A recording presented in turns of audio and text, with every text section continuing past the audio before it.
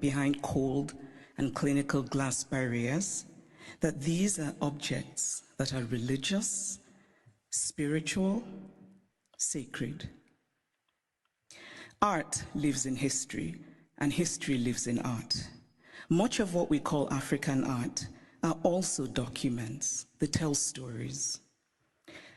Some are literal in their storytelling, like the beautifully ornate Benin stool that was sent to the Oba of Benin by his people when he was exiled by the British, and which he looked at and immediately could deduce from the carvings the state of his British plundered land. Other sculptures and carvings are more metaphorical. They speak to the dignity of a people, to their worldview, to their aspirations. Some of the early Christian missionaries across the African continent were very keen on destroying African art. Carved African deities, which they told the Africans were just magic.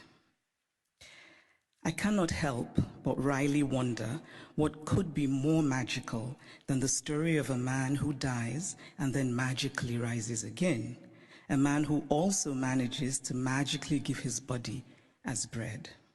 And I say this, by the way, as a newly returned Roman Catholic. The point is that belief systems vary, and as long as they feed the spiritual needs of a people, they're valid.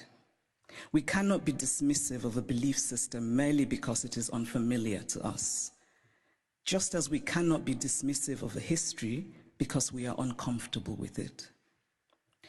So I'd like to tell a small story about a Nigerian woman who's married to a Belgian and has lived in Belgium for many years.